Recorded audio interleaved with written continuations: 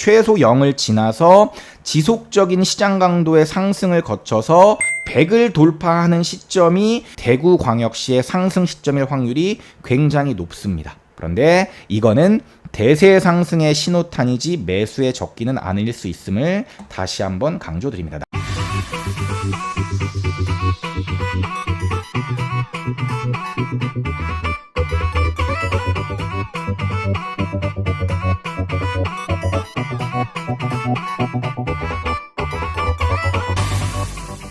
안녕하세요. 대한민국 1호 초이스 헬퍼이자 부동산 가치평가사 시크릿브라더입니다. 지난 영상에서 대구광역시를 다뤄드렸는데요. 오늘 이 시간에는 그럼 과연 대구는 언제부터 오를 수 있을까를 시크릿브라더의 인사이트로 들려드리도록 하겠습니다.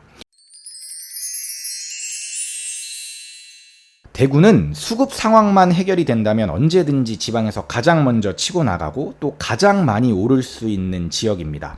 과거에 그 급발력을 이제 보여줬기 때문에 투자자들 역시 대구에 지금도 관심이 많고 대구가 수급의 영향을 많이 받는 것과 앞으로 좋은 시절이 오고 있다는 것도 투자자 모두가 알고 있습니다. 그렇기 때문에 언제 들어가냐가 매우 중요한 지역이 바로 대구광역시인데요. 다만 제가 지금부터 말씀드리는 이 타이밍, 대구가 오른다는 타이밍은 해당 지역의 매매 가격이 움직이는 타이밍이지 그게 그 지역을 들어가야 될 타이밍을 이야기하는 것은 아니라는 것을 꼭 기억하셨으면 좋겠습니다. 사실 저는 대구를 22년도부터 들어갔어요. 전고점 대비 가격이 30% 넘게 빠졌을 타이밍이었죠. 그리고 23년에 대구의 분양권을 하나로 또 추가로 매수했습니다. 그때 뭐라 그랬냐면 다들 야, 지금은 안 된다. 너무 이르다. 이런 말을 많이 했습니다. 그런데 그럼에도 불구하고 저는 과감히 들어갔습니다. 왜 그랬을까요? 제가 늘 강조하는 게 부동산은 주식과 다르다입니다. 제가 부산편에서도 말씀드렸죠. 많은 사람들이 부동산을 주식처럼 생각해서 오늘 사서 내일 오르면 굉장히 좋아해요. 그런데 부동산은 주식처럼 바로 사고 팔 수 있는 그런 재화가 아닙니다. 보유하면 최소 2년에서 4년 정도는 보유해야 됩니다. 그 이상을 보유해야 하기 때문에 매매 지수가 오르는 타이밍에 들어가면 늦는 경우가 많습니다. 지금 내가 부동산을 매수하는 건 4년 뒤에 많이 오를 만한 지역과 단지를 고르는 것이지 당장 내일이나 한 달 뒤에 많이 오를 만한 지역과 단지를 고르는 게 아니라는 겁니다. 그래서 매수 심리가 좋을 때, 거래량이 폭발할 때 들어가는 건 이미 많은 사람들이 들어가고 있고 그때 이미 가격이 움직이고 있는 타이밍인데 물론 그때 들어가서 내가 4년 뒤에도 올라주면 땡큐지만 특히 지방은 서울 수도권에 비해서 사이클이 짧기 때문에 모두가 다 들어가는 그 타이밍에 들어가면 물릴 확률이 높다라는 겁니다. 아무도 관심 없을 때 싸게 매수해서 모두가 미쳐서 달려올 때가 매도할 타이밍이지 그때가 매수해야 될 타이밍은 아니라는 것을 꼭 기억하셨으면 좋겠습니다. 다시 한번 강조하겠습니다. 제가 지금부터 언급드리는 이 타이밍은 해당 지역의 매매 지수가 움직이는 타이밍을 예측하는 것이지 그 타이밍에 들어가라는 말이 절대 아닙니다. 자, 그럼 대구가 언제부터 본격적으로 움직일 수 있을까? 세 가지 지표를 들어서 제가 설명을 드리겠습니다. 첫 번째는 부동산 지인에서 보여주는 시장 강도 기능입니다. 특히 매매 시장 강도를 좀 유심히 보셔야 되는데 물론 전세 시장 강도도 비슷하게 움직이긴 합니다. 부동산 지인은 지인 나름의 지표로 시장 강도를 측정하고 있는데 대구의 경우 역사적으로 이 매매 시장 강도가 0 이상으로 올라갔을 경우에 매매 지수 또한 올라가는 모습을 보였습니다. 근데 지금 이렇게 10개월 동안 상승을 했음에도 불구하고 다시 하락으로 갔죠. 근데 이때 상승했을 때도 0을 뚫고 올라가는 모습을 보여주지 못했습니다. 그만큼 아직까지 약하다는 겁니다. 그래서 조금 더 디테일하게 본다면 최소 0을 지나서 지속적인 시장 강도의 상승을 거쳐서 여기 100을 돌파하는 시점이 대구광역시의 상승 시점일 확률이 굉장히 높습니다.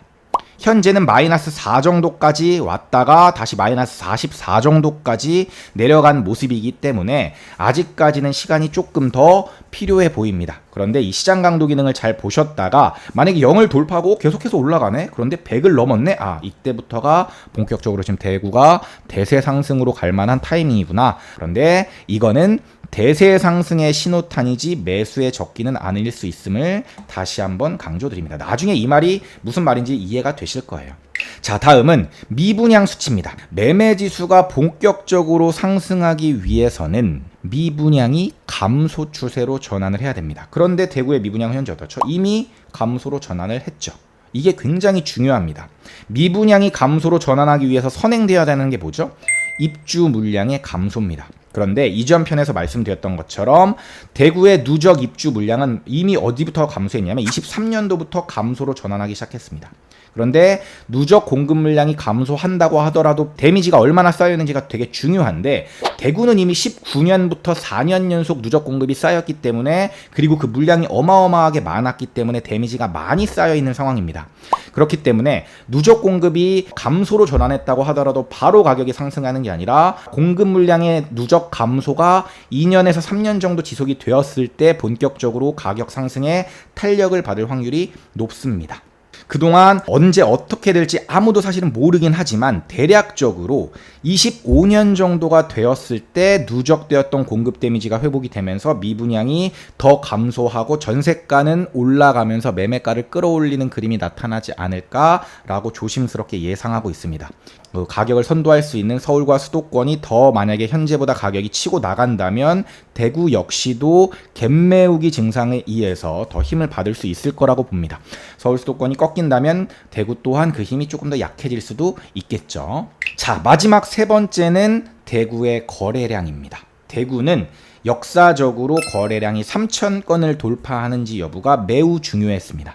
만약 거래량이 지속적으로 3,000건 이상을 찍는다면 그때는 대구의 대세 상승장으로 봐도 무방합니다. 현재 이 정도 거래량 수준은 2,000건 정도입니다.